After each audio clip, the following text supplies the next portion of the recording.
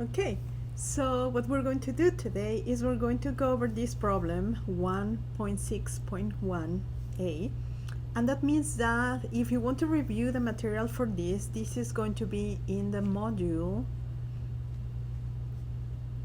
1.6.1 in our textbook. Okay, so this problem is asking you to determine all the possibilities for the solution set of a consistent system of 4 equations with 3 unknowns. And you will see that throughout this problem, this part that says that this assumption that we have a consistent system is going to play a big role. And I would like you to remember that a consistent system is a system that has, let me fix that. So a system that will have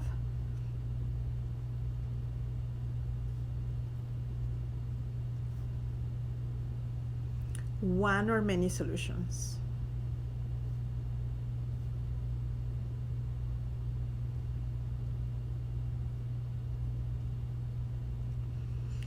So what we're going to do is we're going to analyze all the possibilities, and we are going to arrive to the fact that only 2 and 3 are possible. And if you see, already having a consistent system is ruling out this choice. Okay, so we'll see why these 2 are going to be the only possibilities.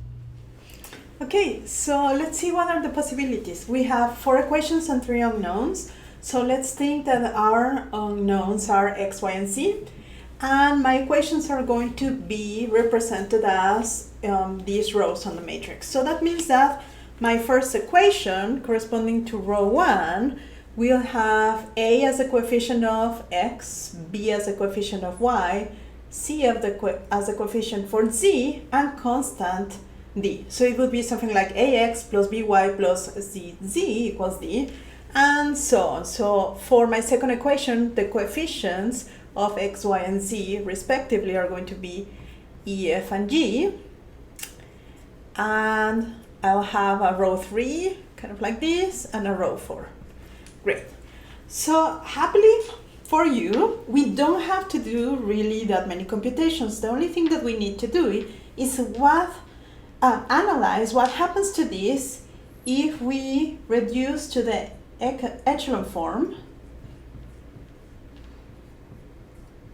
this matrix. So let's see what are the possibilities. One of the possibilities is, okay, I can reduce this, and I might get one row of zeros, so I will have 0, 0, 0, 0. And then maybe I can reduce this and say I get 1, 0, 0, 0, 1, 0, and 0, 0, 1. I hear some numbers. So if I get a row of zeros, this would tell me that 1 times x would be equal to this number, 1 times y will be equal to this number, and 1 times z will be equal to this number.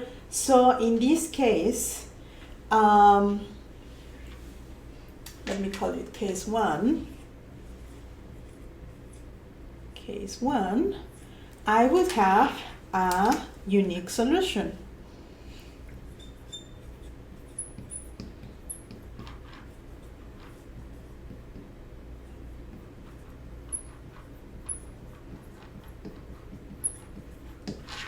Okay, great. Now, in another situation, in a case 2, maybe when I'm reducing things, I do not get a 0 here. I get a number here that is non-zero. So this would be my case 2. And if we read what this says, it would be 0 times z equals to another number that is non-zero.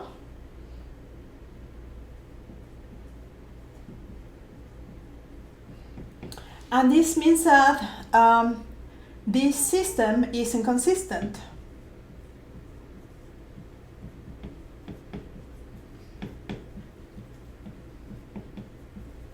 But as we pointed out, we have as a condition or as an initial assumption that our system is consistent, so this can happen.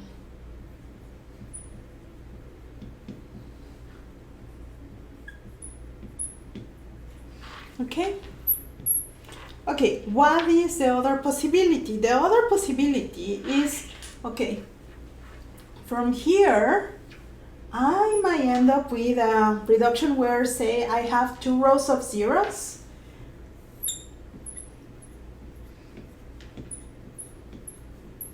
And then I might have some ones here. So for example, something like this, or even I could have a 1 here and then some number. Say we have something like this. So this third case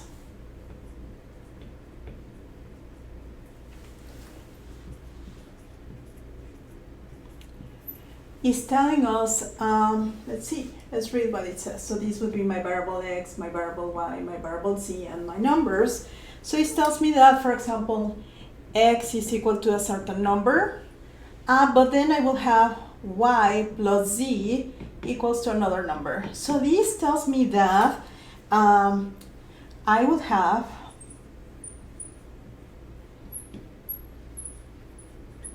an infinite number of solutions.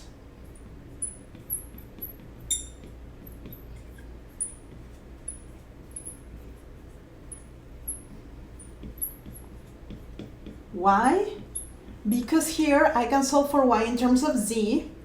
Z would be my independent variable, and that leads to this infinite number of solutions, right? So overall, this is telling me that only the situation or the cases 2 and 3 are possible.